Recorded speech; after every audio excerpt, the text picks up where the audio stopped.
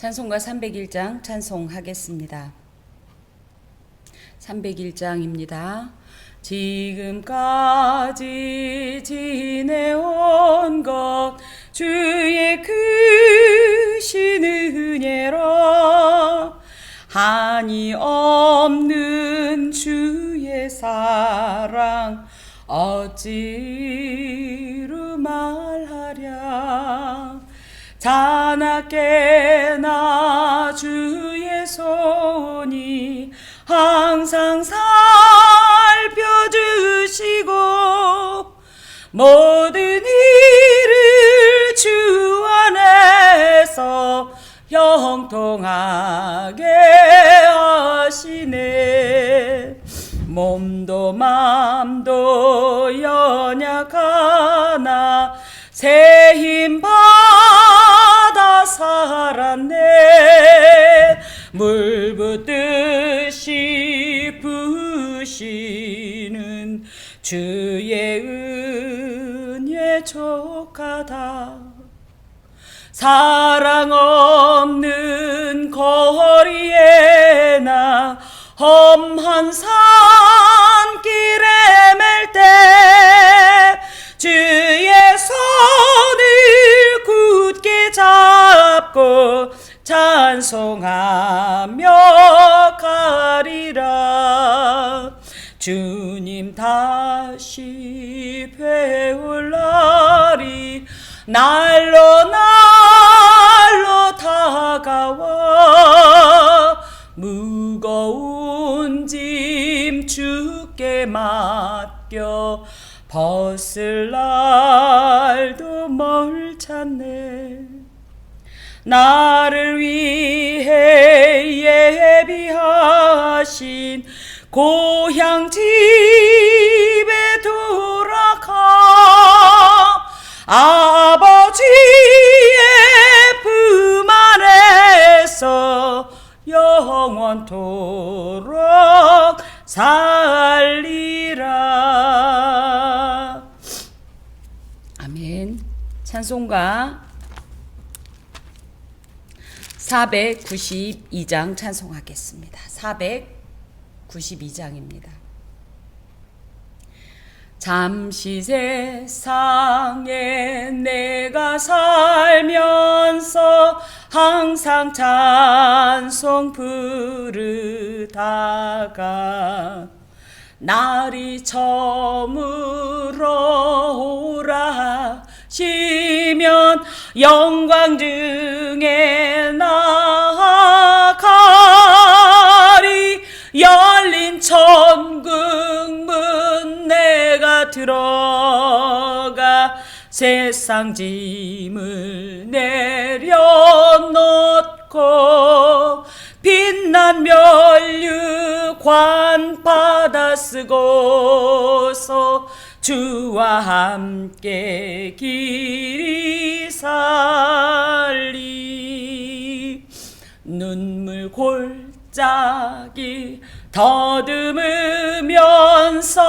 나의 갈 길 다 간 후에 주의 품 안에 내가 안기어 영원토록 살리로다. 열린 천국 문 내가 들어가 세상 짐을 내려놓고 빛난 면류관 받아 쓰고서 주와 함께 길이 살리. 나의 가는 길 멀고 험하며 산은 높고 골은 깊어 고운한 나의 몸 쉴 곳 없어도 복된 날이 밝아오리. 열린 천국 문 내가 들어가 세상 짐을 내려놓고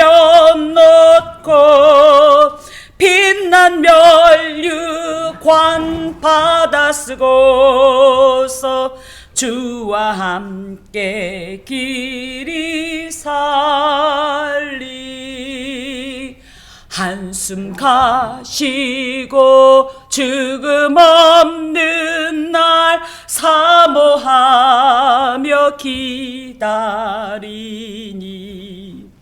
내가 그리던 주를 배울 때 나의 기쁨 넘치리라. 열린 천국 문 내가 들어가 세상 짐을 내려놓고 빛난 멸류관 받아 쓰고서 주와 함께 길이 살리. 아멘. 기도합니다. 주님, 나의 유일한 소망이시요 내 삶의 이유가 되십니다.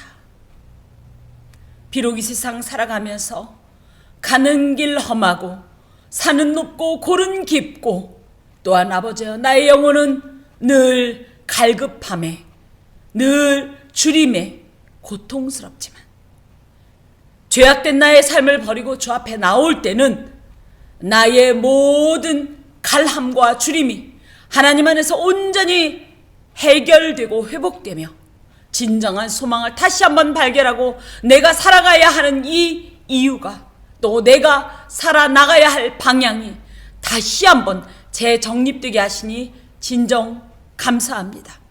오늘도 주님 말씀하여 주셔서 이 말씀으로 나의 영혼을 울려주시고 나의 모든 강팍한 심령이 녹아나며 부서지며 새로워지는 시간 되게 하여 주옵소서. 예수 그리스도의 이름으로 기도합니다. 아멘.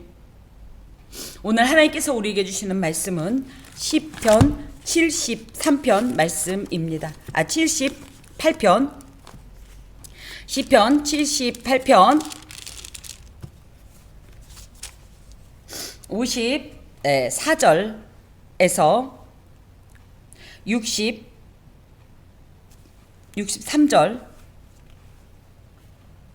64절까지의 말씀입니다. 54절부터 64절까지의 말씀입니다. 저와 여러분 한 절씩 번갈아 읽겠습니다. 그들은 그의 성소의 영역 곧 그의 오른손으로 만드신 산으로 인도하시고 또 나라를 그들의 앞에서 쫓아내시며 줄을 쳐서 그들의 소유를 분배하시고 이스라엘의 지파들이 그들의 장막에 살게 하셨도다. 그러나 그들은 지존하신 하나님을 시험하고 반항하여 그의 명령을 지키지 아니하며 그들의 조상들같이 배반하고 거짓을 행하여 속이는 활같이 빗나가서 자기 산당들로 그의 노여움을 일으키며 그들의 조각한 우상들로 그를 진노하게 하였음에 하나님이 들으시고 분내어 이스라엘을 크게 미워하사 사람 가운데 세우신 장막 곧 실로의 성막을 떠나시고 그가 그의 능력을 포로에게 넘겨주시며 그의 영광을 대적의 손에 붙이시고 그가 그의 모든 소유 때문에 분내사 그의 백성을 칼에 넘기셨으니 그들의 청년은 불에 살라지고 그들의 처녀들은 혼인 노래를 들을 수 없었으며 그들의 제사장들은 칼에 엎드러지고 그들의 과부들은 애곡도 하지 못하였도다. 아멘. 시편 78편 말씀은 표제에 있는 대로 아삽의 마스킬입니다. 마스킬이라는 것은 교훈이란 뜻이고요. 아삽은 계속 반복되어 온 것과 같이 다윗과 솔로몬 시대에 찬양 성전에서 찬양대를 지휘하고 지도하던 찬양 인도자이자 또 영적인 이런 측면이 굉장히 이렇게 하나님 안에서 귀했던 그런 선견자에 해당이 됩니다. 그래서 선민 이스라엘의 영적 지도자적 입장에서 현재의 어떤 지금 이스라엘이 당한 이런 일들 또 이스라엘이 행하는 모든 일들을 출애굽에서부터 다윗의 통치 이르기까지의 이 역사를 회고하면서 우리가 하나님 앞에 온전히 행하면 순종하면 진정 복이요. 하나님 앞에 불순종하고 거역하면 비록 사랑하는 그 당신의 백성이라 할지라도 소위 사람들이 얘기하는 특별히 선택받은 민족이라 할지라도 반드시 징계하신다는 사실을 교훈하면서 그러므로 하나님께 대한 우리의 인생을 살면서 하나님께 대한 바른 자세의 여부가 이 인생을 살게 하냐 죽게 하냐를 결정한다. 그러므로 어떻게 해라? 전적으로 영복과 영벌을 결정할 유일하고 절대적인 기준이신 하나님을 의지하고 그분의 말씀을 따르며 그분을 신앙하고 그 얘기를 행하라. 이런 교훈의 말씀을 78편을 통하여서 증거하고 있습니다. 78편 54절부터 좀 보면 그들을 그의 성소의 영역 곧 그의 오른손으로 만드신 산으로 인도하시고 그래서 출애굽 이 역사에 대해서 지금 43절부터 쭉 지금 기록하고 있는 거예요. 어떤 역사가 있었는가 도하여서 광야 생활 중에서는 또 어떤 역사를 베풀어 주셨는가를 이 하나님의 이 크신 은혜를 생각하면 너희들이 어떻게 이것을 기억만 한다면 어떻게 이렇게 패역하고 죄악된 삶을 살 수 있겠는가. 심지어 이런 역사도 베풀어 주셨다는 거예요. 그들은 그의 성소의 영역 곧 그의 오른손으로 만드신 산으로 인도하시고 이것은 신명기 12장 11절에 있는 대로 하나님께서 당신의 이름을 두시려고 택한 곳으로 시온입니다. 그래서 우리가 그냥 호렙산이라는 개념보다는 사실은 예루살렘 을 지칭하는 종교적인 지명인 시온으로 이제 얘기할 수 있고 또 넓게는 하나님께서 이스라엘에게 배정하신 기업인 가나안을 의미하기도 합니다. 그래서 이 하나님께서는 원래 종의 신분이었던 영원히 소망도 없고 그저 노예로서 살다가 그 어떤 보호자도 없이 마치 고아와 같이 살다가 그냥 말 수밖에 없는 이 이스라엘의 이스라엘 이 민족을 하나님께서 특별히 당신의 백성으로 삼으셔서 그를 특별히 어디로 당신이 약속하셨던 아브라함을 통해서 약속하셨던 그 언약의 땅으로 인도하시고 그 인도하셔서 또 어떤 일을 베푸셨을까? 그 내용들이 쭉 기록되어 있는데 첫 번째 인도하시고 이게 무슨 얘기입니까? 이것을 영적인 면으로 해석한다면 우리 또한 마찬가지라는 거예요. 죄악에 사로잡혀서 죄의 노예인지도 알지 못하고 그 바로의 강팍한 이 압제 아래 있으면서 이 고된 노역 아래 있으면서도 부르짖을 지혜도 없었고 의지도 없었던 이들을 구원하신 것처럼 우리 또한 죄의 노예가 되어서 정말 악한 원수막이 이 사탄의 이 압제하에 그저 우리에게 유일한 낙이라면 뭡니까? 그냥 죽음밖에 없는 이런 인생을 하나님께서 어떻게 하셨어요? 특별히 택정하시고 소명하시고 부르시고 그리고 무엇보다도 당신의 자녀 삼지 않습니까? 이런 모든 인도하심의 은혜가 있으셨다는 거예요. 또 나라를 그들의 앞에서 쫓아내시며 이것은 이 나라라는 표현이 이제 여기에는 그냥 나라라고 되어 있지만 대적들을 의미합니다. 대적은 꼬임이란 말로 가나안 원주민들을 의미하는데 우리가 이제 현재 신명기서를 저희가 이제 강해를 이제 받고 있는데 신명기서까지는 어디에서 지명상 요단 동쪽에 이제 요단 서쪽으로 들어가면 본격적으로 여호수아서 속에 이제 이 가나안 원주민들을 무찌르는 이런 장면들을 우리가 만날 수 있는데 그렇기 때문에 히브리의 이 여호수아서를 부르는 이름이 뭐냐면 히브리인들은 여호와의 전쟁 기록기다 이렇게 얘기한단 말이에요. 여호와의 전쟁이다. 여호와의 정복 전쟁이다. 이건 뭡니까? 이들이 겉으로 볼 때는 이스라엘이 전쟁한 것 같지만 실상은 하나님께서 그 가나안 원주민들을 물리쳐 주셨다는 사실을 다시 한번 이들에게 주지시키고 있습니다. 실제 이스라엘 자손들은 군사력 면에서나 여러 가지 면에서 절대적인 열세에 있었어요. 그럼에도 하나님께서 그의 당신의 오른손으로 이들을 물리치셔서 그 승리를 당신이 취하지 않고 사랑하는 백성인 이스라엘에게 주셨음을 이곳에 기록하고 있습니다. 우리 또한 늘 마찬가지인 것이 당연하다고 여기거나 나의 능력, 나의 지혜, 나의 어떤 방법이, 나의 어떤 수단이 우세하여서 이 모든 일을 이루었다라고 교만하거나 자만하지 마십시오.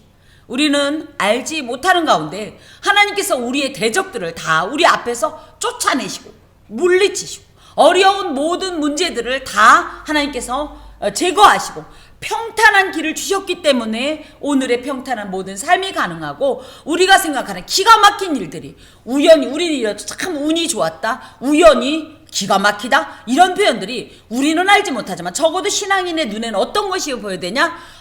우리가 알지 못하는 사이에, 우리가 미처 그 일을 알지도 못하는 시간 동안에도 우리 하나님은 이 모든 일을 나 몰래, 나 없이 당신 홀로 진행하셨다. 그러므로 우리에게 순적하고 형통한 길을 주셨다라는 사실을 인정하고 고백하는 것이 진정한 신앙인인 겁니다. 우리가 감사하라고 그러면 도대체 뭐가 감사하냐 얘기할지 모르지만, 그래서 우리가 감사할 이유를 이 하나하나 헤아려 보면 정말 숨을 쉬는 이 자체도 감사한 것, 이것 사이사이에도 하나님께서 오죽하면 침 삼킬 동안에도, 이런 표현을 쓴 것처럼 이 사이사이, 호와 흡 사이에도 하나님의 역사가 계시기 때문에, 사랑스러운 어떤 권능의 이 역사가 계시기 때문에 가능하다는 사실입니다.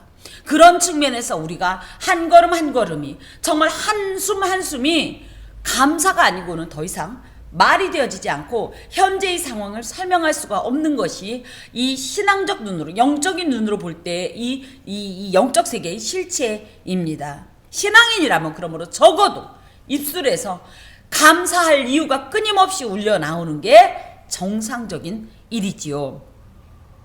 자, 또 하나님께서 어떤 일을 하셨냐면 줄을 쳐서, 그러니까 경계선을 치셨다는 거예요. 여기는 넘어오지 말라. 이렇게 우리가 지금 현재 흔히 얘기하는 거는 뭐냐면 국경을 정하셔서 그들의 소유를 분배하시고, 네, 국경도 정하시고, 또 어떤 일이 있었어요? 이제 여호수아서에 가면 가나안 땅을 분배하는, 각 지파별로 분배하는 내용이 나옵니다. 그래서 이 모든 것들을 하나님이 정해주셨다는 거예요. 그래서 뭡니까? 그들이 땅의 지계석, 경계석을 함부로 움직이지 말라. 이게 뭡니까? 이건 하나님의 선물이므로 이 선물을 잘 유지하고 관리해야 되는 책무가 있다는 사실을 인정하는 것입니다. 그러면서 이 경계석 밖의 타인의 소유에 대해서도 존중하는 마음, 그것을 인정하는 마음이 있어야 한다는 것인데, 어찌됐든 하나님께서 이들에게 이렇게 줄을 쳐서 그들의 소유를 분배하시고, 또 그들이 그곳에 장막이 살게 하셨도다, 정착하게 하셨다.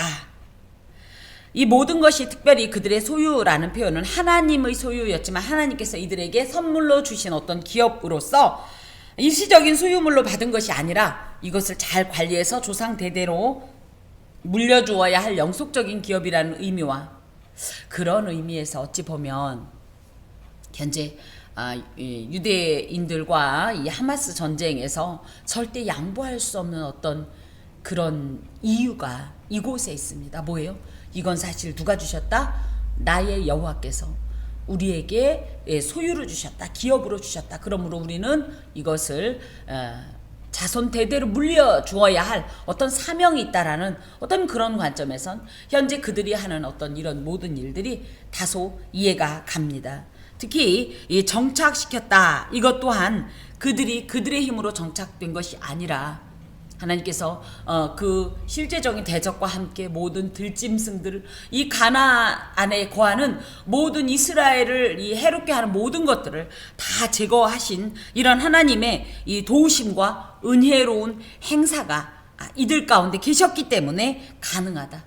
이 말의 반대적 측면에서 볼 때는 결코 이들이 그 출애굽을 하여서 이스라엘 백성들이 요단 이 서쪽에 있는 가나안 땅에 입성하고 그곳에서 가나안 정복 전쟁을 치르고 그리고 땅을 분배받고 또 그곳에서 정착하게 된 모든 것은 스스로 이 이스라엘의 어떤 우월한 민족성이 아니라, 지혜로움이 아니라 하나님께서 도우신 것으로 자신들의 업적이나 노력 등은 사실 여기에 전혀 개입되지 못했다, 이런 고백입니다. 이 정도로 하나님께서 도와주셨으면 이스라엘은 어떻게 했어야 되느냐? 하나님께 감사하고 영원히 그분만을 섬기면서 정말 순전하고 온전한 이 세상 속의 대제사장, 국가가 되었어야 함에도 불구하고 어떤 행동을 하냐? 또 그러나 이런 은혜를 베푸셨는데 그러나라는 얘기 무슨 얘기예요? 이 은혜를 배반했다 이런 말이죠. 어떤 배반을 했냐? 그들이 지존하신 하나님을 시험하고 반항하여 그의 명령을 지키지 아니했다. 왜 이런 행동을 하냐? 나의 현재가 오직 하나님의 은혜와 능력이라는 것을 인정하기 싫은 거예요. 그걸 부정하고 오히려 나의 어떤 지혜나 나의 어떤 능력에 의해서 이 모든 것이 주어졌다라고 생각하는 이런 교만 때문에 이런 행동을 하는데, 첫 번째 무엇을 했다? 지존하신 하나님을 시험했다. 지존하다라는 것은 엘르온이란 말로, 물론 하나님이 최고의 어떤 이런 절대적인 존재이지만 가장 존귀하고 가장 높으시고 가장 위대하시다는 이런 표현입니다. 세상에 많은 신들이 있다고 하죠. 이 신들이 사실 신이라는 말로도 이렇게 원래는 정의하면 안 되지만 온갖 영적인 어떤 실체들이 있다고 할 때 이 모든 것들의 king of king, 왕의 왕, 만왕의 왕, 만주의 주라고 표현하는 이분이 바로 지존자인데, 어디 감히 이 지존자 앞에, 이 절대자 앞에 높아도 이렇게 높으신 하나님 앞에 어떤 행동을 했냐? 그분을 시험했다. 낯싸. 뭐예요? 하나님이 계시냐 안 계시냐? 지들끼리 이런 얘기 했잖아요, 광야에서. 그런 것처럼 마치 하나님이 없는 것처럼, 못 보는 것처럼, 모르는 것처럼, 아니면 이 일을 자기들이 알아서 한 것처럼, 하나님은 개입을 안 하신 것처럼, 이런 마음으로 하나님을 시험하고 또 반항했다. 반항이라는 말은 마라라는 말로, 이것이 우리는 보통 이제 쓴 물을 의미하는데 이것보다는 굉장히 불쾌감을 자아내다, 저항하다, 그것 때문에 화가 나게 하다, 이런 뜻이에요. 그러니까 이들이 이 지존하신 하나님을 시험하고 또 이 하나님을 격동시켰다. 하나님을 불쾌하게 만들었다. 하나님 화나게 만들었다. 이런 행동이 언제 나온 거예요? 출애굽 1세대의 범죄가 지금 출애굽 2세대, 3세대 계속적으로 대를 이어서 오히려 더 이 죄가 더욱더 강해지고 더 강팍해지고 악해지는 이런 답습의 결과 때문에, 이 악행을 답습하는 결과 때문에 내 부모가 이러했으면 적어도 나는 그러지 말아야 되는 것이 당연하지만 그 정도도 아니고 자꾸 기하급수적으로 그 양과 질에 있어서 늘어나는 이런 상태를 의미하는데, 그러면서 그의 명령을 지키지 않았다. 명령은 뭐냐면 에다라는 말로, 물론 이제 우리가 흔히 알듯이 명령하면 반드시 지켜야 되는 것, 이렇게 이제 의미하지만 원어상 에다라는 말은 증거라는 말로, 하나님과 선민 이스라엘 사이에 맺은 언약의 증거가 바로 뭐예요? 명령, 율법이에요. 근데 이 율법을 어떻게 했다? 거부했다. 지키지 않았다. 하나님의 율법에 대해서 무성의한 태도, 가치를 두지 않는 태도, 또 무의미하게 생각하고, 또 심지어 그것을 알면서도 짐짓 모르는 척 고의적으로 반역한 이런 행위들을 꼬집습니다. 이스라엘이 지금도 이제 그 정통 그 유대인들 보면 얼마나 율법에 신실한 척합니까? 하지만 뭡니까? 그 중심에 있어서는 하나님을 하나님으로 인정하지 않고 하나님의 뜻보다는 자신의 어떤 외적인 명예나 어떤 그런 것들을 존중하면서 그걸 높이기 위해서 행동하는 이 모든 것이 결과적으로 뭐예요? 하나님의 명령을 지키지 않는, 이 율법의 본질을 외면하고 그 아무런 의미도 없는 껍데기 율법만 지키는 이런 모습인데, 그런 모습이 결코 영적인 능력도 없을 뿐더러 그걸 하나님께서 모르신다면 하나님이 아니라는 사실이죠. 자, 그러면서 57절, 그들의 조상들같이 배반하다라는 것은 수그라는 말로 되돌아가다, 또 변절하다, 돌아서다, 즉 하나님 앞에 등을 돌리고 돌아가다. 등을 돌린다. 누군가가 자신을 바라보고 있는데 거기에 등을 돌린다는 건 무슨 뜻이냐면 그 상대를 무시한다는 뜻을 갖고 있어요. 하나님을 무시했다. 또 거짓을 행했다. 거짓이란 말은 빠가드라는 말로 꾀를 냈다. 그래서 뭐예요? 그 전지전능자 앞에서 하나님이 모르는 것처럼 남몰래 내 나름대로 지혜롭게 행동한답시고 남몰래 행동했다, 또 거짓말로 대했다, 이런 뜻입니다. 전능하신 하나님께서 이것을 알지 못할 리가 없는데 오히려 그 하나님께 거짓을 일삼고 심지어 하나님을 속이려 하자. 하나님은 결코 그들을 당신의 백성 공동체로 인정하지 않을 수밖에 없는 것이지요. 그 다음에 속이는 활같이 빗나가서, 속이는 화살이라는 말은 레미아라는 말로 처음부터 활은 활인데 활의 기능을 못하는 거예요. 활 자체가 구부러져 있어서 제대로 된 방향을 가지 못하고 표적에서 빗나가는 것을 이 속이는 이제 활같이라는 표현을 하는데, 이스라엘이 워낙은 뭐예요? 하나님께 영광을 돌려야 되는 이런 사명을 가진, 그야말로 하나님의 영광을 향하여 살아가야 되는 이 관역을 향하여 나가는 화살이어야 하는데, 이 화살이 확고한 믿음에 서 있지 않고 오히려 구부러져서 게으르고 나태하여 하나님께서 원하시는 목표에 도달하지 못하고 또 도달하려는 의지조차 없는 행태를 고발하고 있습니다. 모르면 몰라도 알면서도 의도적으로 행하지 않는 것을 하나님께서 결코 간과하지 않으신다는 거죠. 또 하나 더욱더 하나님의 노를 자극하는 것이 뭐냐? 자기 산당들로 그의 노여움을 일으키며 그들이 조각하는 우상들로 그를 진노하게 하였음에 우상 숭배를 행했다는 거예요.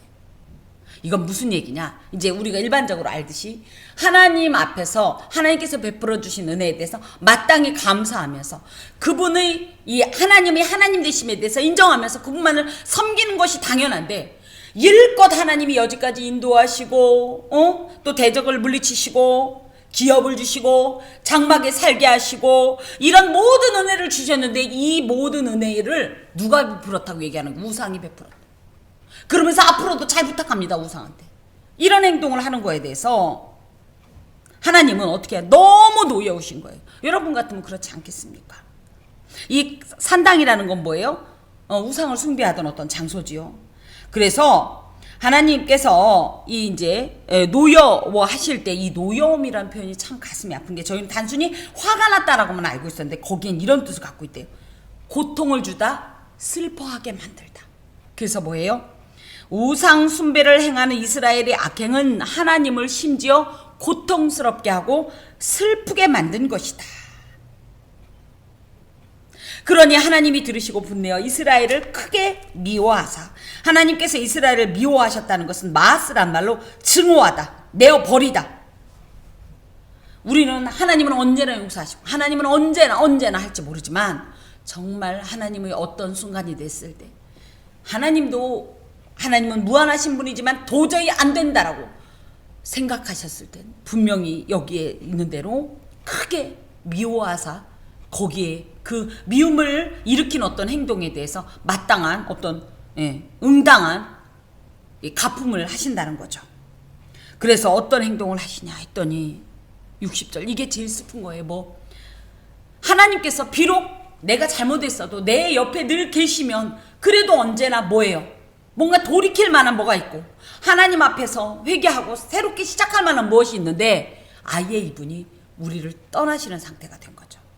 사람 가운데 세우신 장막 곧 실로의 성막을 떠나시고, 이 장면이 실제로 에스겔서에 있는데요. 하나님께서 인간들을 위하여, 이 하나님께서 계실 곳이 없어서 우리한테 더부살이를 하던 게 아니라 우리의 보호자로서, 우리의 인도자로서, 우리의 삶과 함께, 우리의 삶 속에 내주하셔서 함께 거하시던 이런 동행자의 사명을, 동행자의 이 역할을 내어버린다는 것을 의미합니다.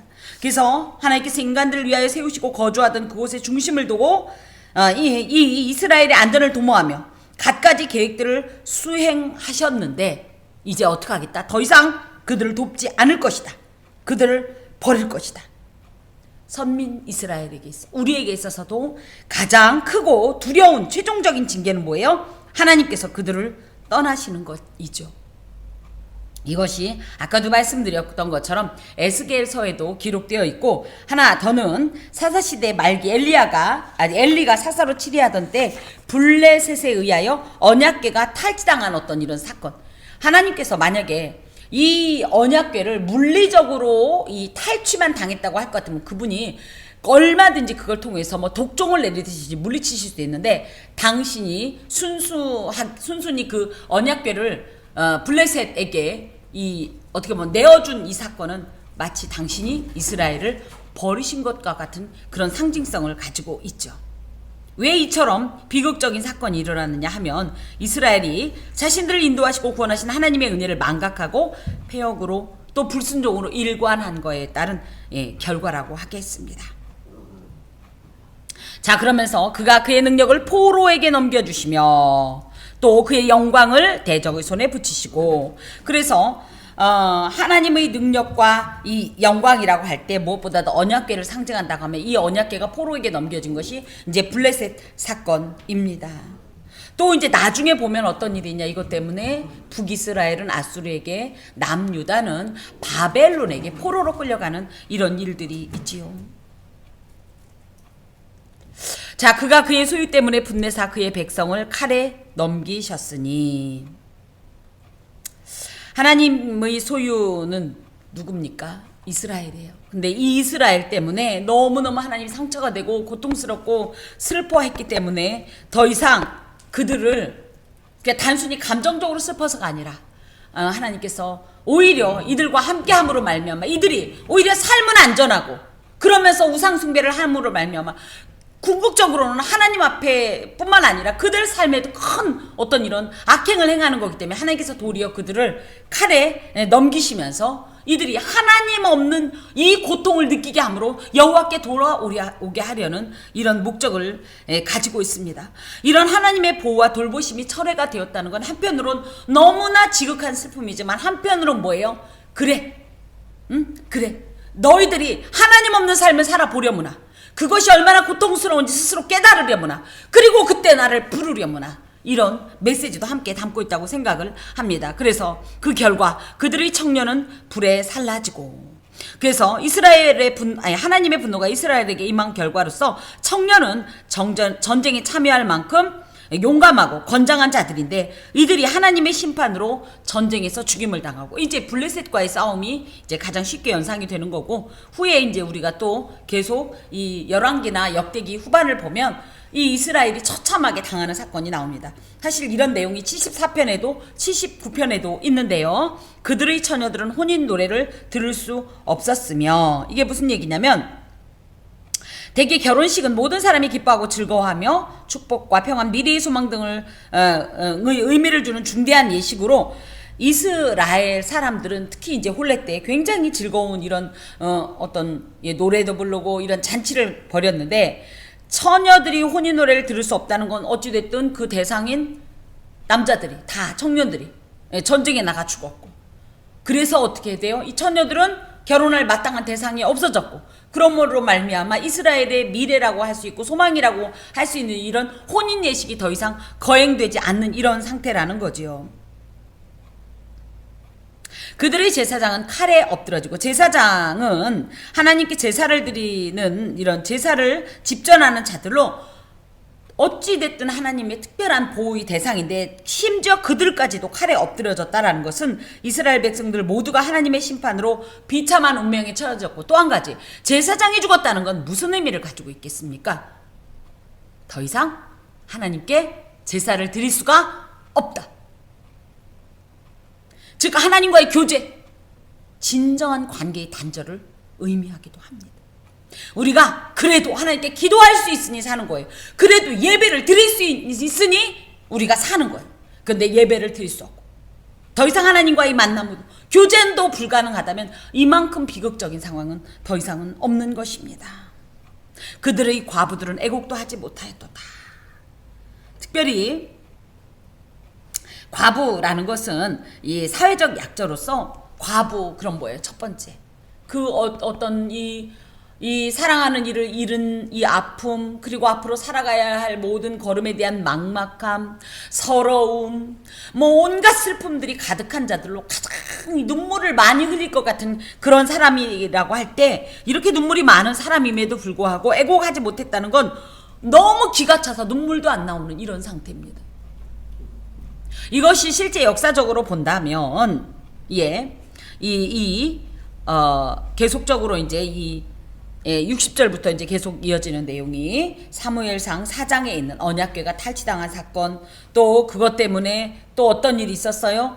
그 제사장으로 그러니까 대제사장인 엘리의 아들인 홈리와 비느하스 두 사람이 예, 전장에서 죽고, 또 그 이제 아내였던 그 비느하스의 아내였던 사람은 뭡니까? 아이를 낳다가 이가봇이란 영광이 하나님의 영광이 떠났다라고 외치면서 죽지 않습니까?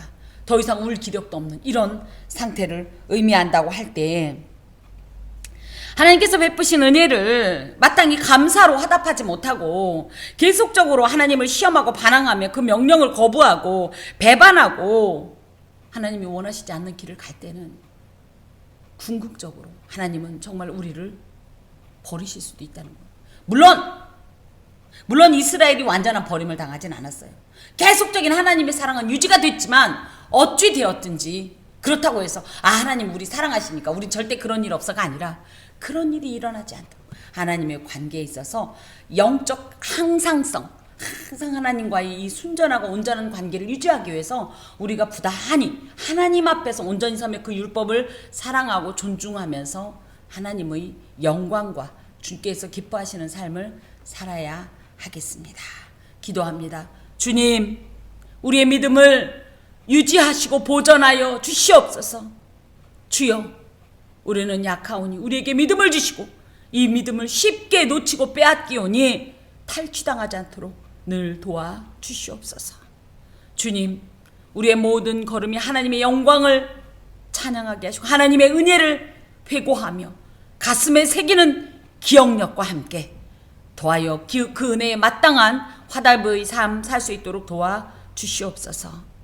하나님, 특별히 예배 이후에 차 나눔을 하게 되었습니다. 날이 많이 추운 관계로 따뜻한 차를 준비하였는데 이것이 지나가는 이들의 마음도 녹이게 하시고 얼어붙은 참 몸도 녹이며 그 영도 녹이게 하시어서 좋은 소문 나게 하시고 이 향기와 유익이 바로 예수 그리스도이심을 정말 참으로 진정 말로써 전하지 않아도 그들이 알게 하시고 주께로 돌아오는 은총의 역사를 베풀어 주시옵소서.